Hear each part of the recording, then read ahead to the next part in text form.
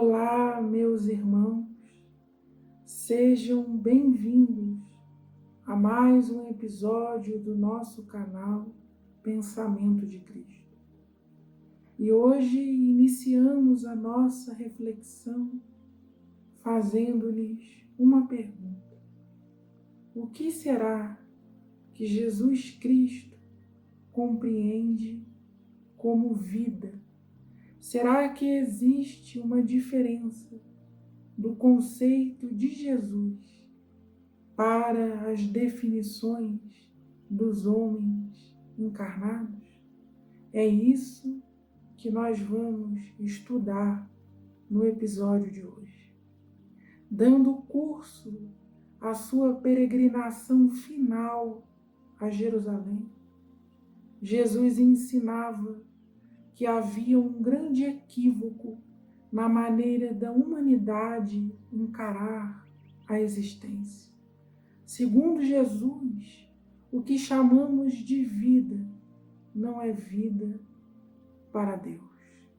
Parte considerável da população encarnada no globo tão somente existe, envergando uma máquina biológica, mas não vive verdadeiramente, pois toda a existência se dá do corpo para fora.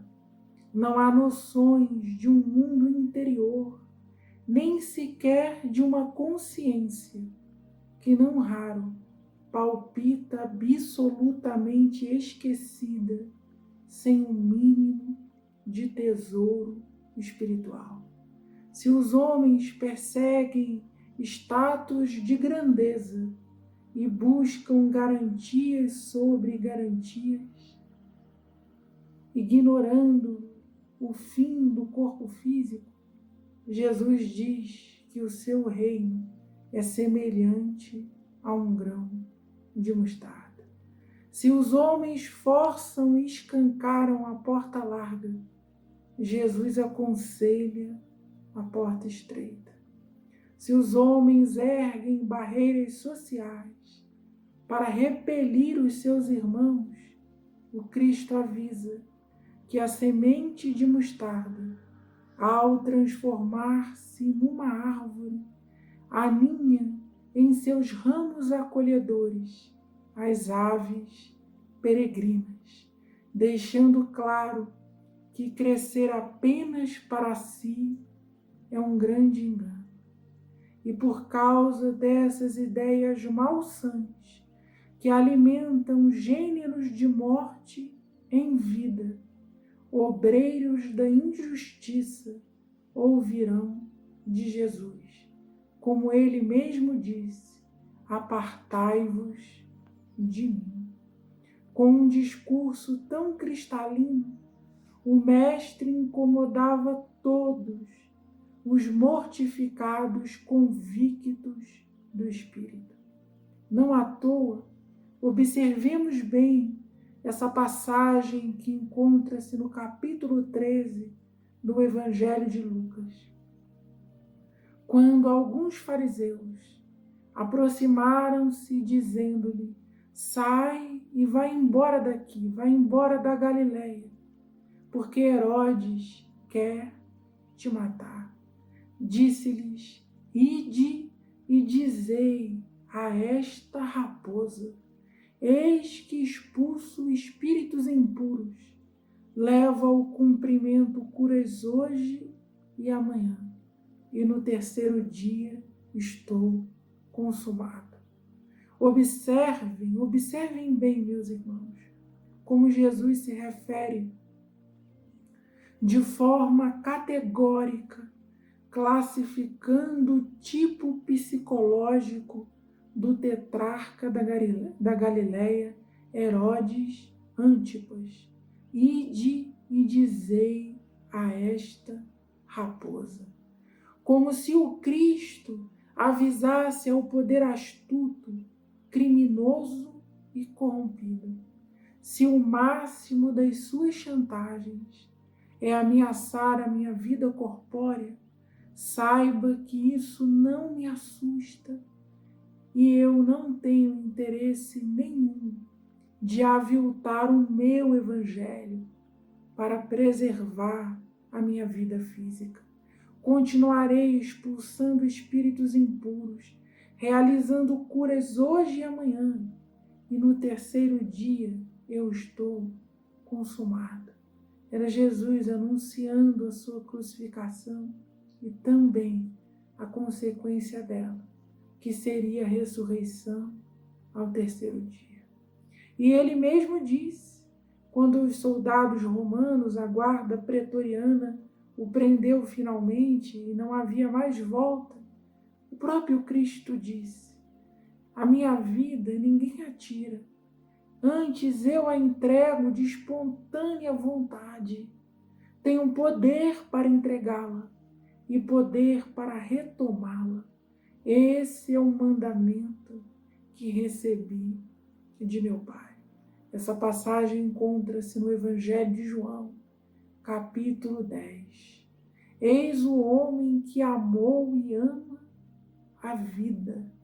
Não existe nas leis de Deus nenhum mandamento que obrigue o homem a martirizar a alma para preservar o corpo físico. Quantas coisas temos feito contra a alma em troca de uma vida sem sentido. Por isso, Jesus não deixou de perguntar a Pedro: Simão, tu me amas? Porque o próprio Cristo se viu nesta encruzilhada. Ameaçaram-lhe a vida física. É assim que fazem as forças sombrias e psíquicas do mundo. Ameaçam a nossa vida, para que, temerosos, percamos a coragem e abandonemos o caminho reto que conduz ao reino divino de Jesus. Sem nos percebermos, fazemos alianças com o que há de pior em termos emocionais. Mas Jesus deu uma resposta profunda a Herodes: não me venha ameaçar, porque eu não temo perder a minha vida física. Eu estou decidido a levar a minha mensagem até as últimas consequências. E quantas coisas, meus irmãos, nós não temos feito contra a nossa própria alma, sem jamais ter passado por esse gênero de ameaça que enfrentou Cristo Jesus. Então Jesus perguntou a Pedro: Simão, tu me amas? Porque sem amor ao Cristo, se nós não o amarmos verdadeiramente, se não estivermos convictos de que Ele é a ressurreição e a vida, o homem sacrifica a preciosidade do tempo, algemado nas fortalezas mentais que formam o mundo psíquico que nos envolve e, em geral, que nos governa. Os homens buscam matar o tempo para preencher o próprio tédio e o próprio vazio existencial. É visível o comportamento coletivo que detesta o domingo à noite e passa a semana inteira ansiando pela sexta, ou que passa o ano inteiro esperando as férias. Esse posicionamento traz uma notícia: eu não amo a vida que levo, eu suporto pelas necessidades materiais. Ou o homem continua onde está, mas revolucionando o pensamento, ou muda a própria trajetória, porque em nome do que chama de vida, ele está matando a própria vida com os seus significados maiores. Há momentos em que nós estamos num nível de mortificação interior tão avassalador que nós precisamos fazer mudanças profundas e abandonar as pseudo-garantias da vida. Caso nós não queiramos morrer em plena vida, experimentar a morte antes da morte biológica. E em Cristo Jesus, esse tipo de conduta, de abandono a si mesmo e dos propósitos divinos em favor da alma, não encontra aprovação no pensamento de Cristo. Não saber para onde ir com o sentido existencial é a maior de todas as aflições. Como se a vida fosse um fardo que suportamos por obrigação. E nessa sintonia, meus irmãos, casa-se e tem filhos, mas o que vem de fora não resolve a carência e o tédio que está dentro.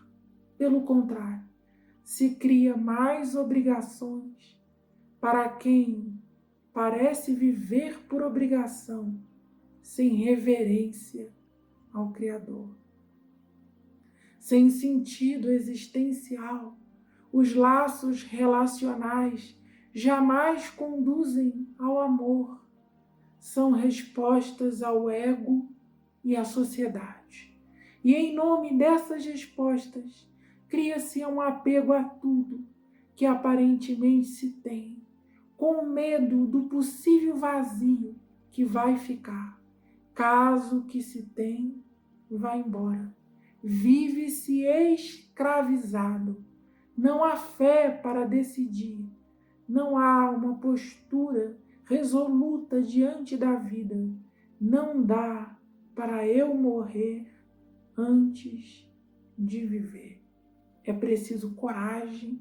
Não se tem notícias que nenhum apóstolo de Jesus, após a crucificação, tenha perdido o sentido existencial, que alguns deles tenha se entediado quanto à vida e buscado preencher o tempo, dando vazão a carências.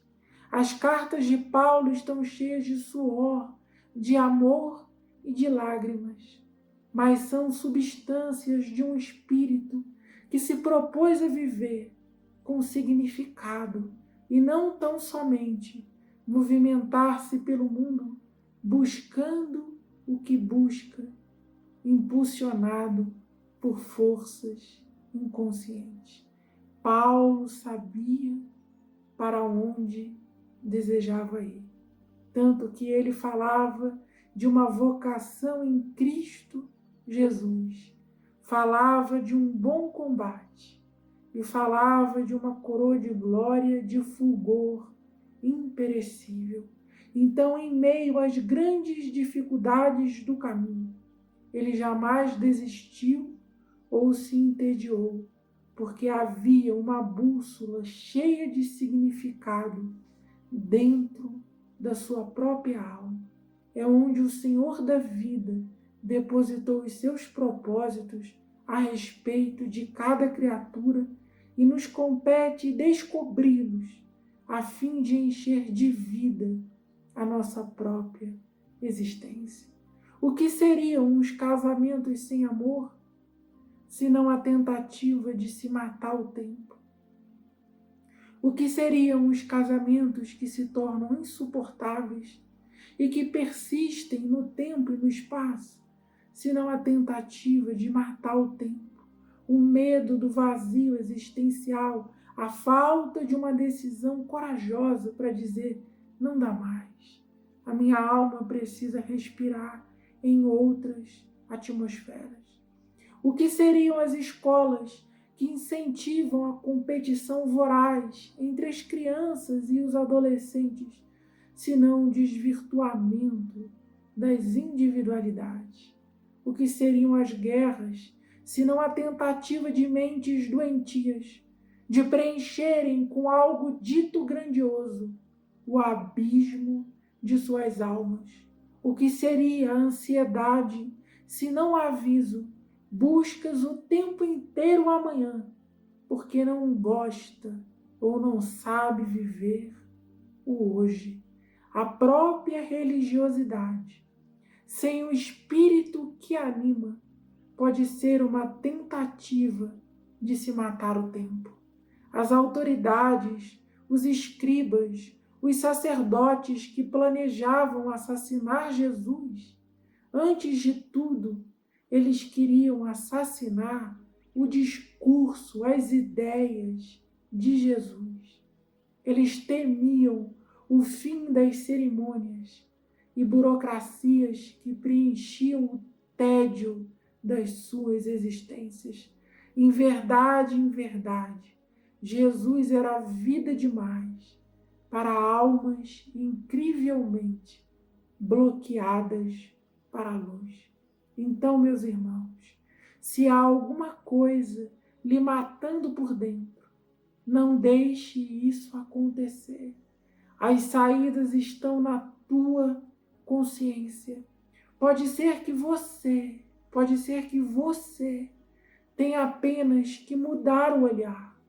Ou pode ser que você precise alterar muita coisa, tamanha a perda de rota.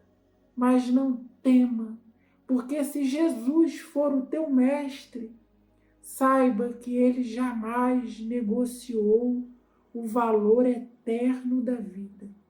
E nós falamos de vida com V maiúsculo. E não pensem, irmãos, que falamos de grandezas, não. Falamos de simplicidade.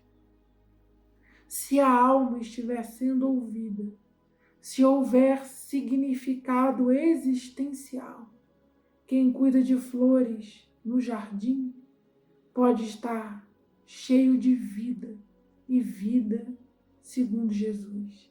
Não foi o próprio Cristo que exaltou as coisas pequeninas, dizendo que o reino de Deus se assemelha a um grão de mostarda ou a uma pérola?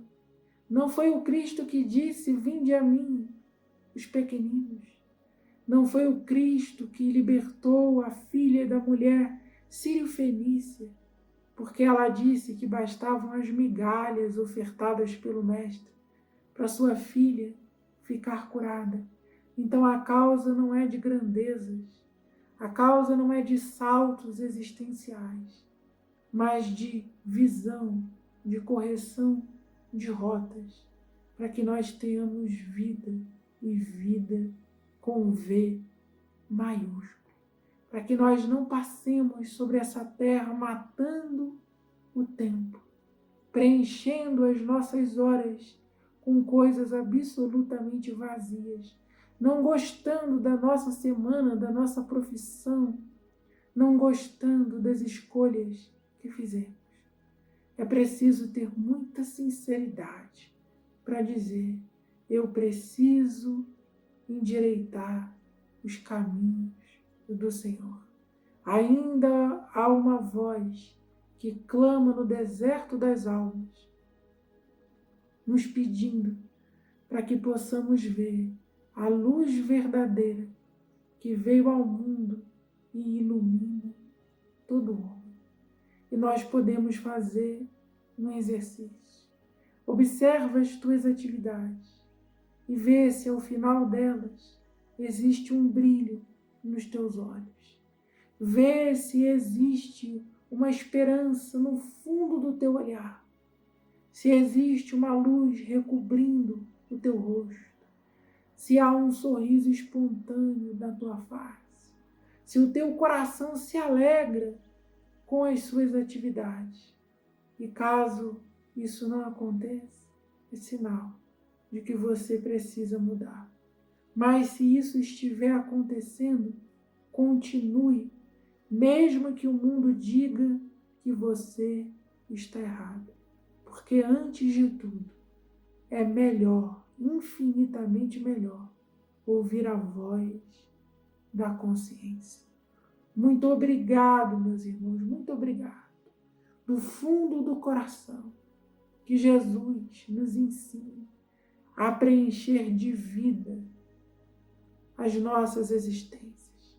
Que possamos verdadeiramente passar por este mundo com grandes aprendizados e extraindo o sabor dos segundos e das horas, para que jamais venhamos a viver uma vida depressiva e uma vida na qual nós olhamos para o relógio ansiando que o tempo passe. Não, é preciso ter a delicadeza de experimentar a alegria das horas.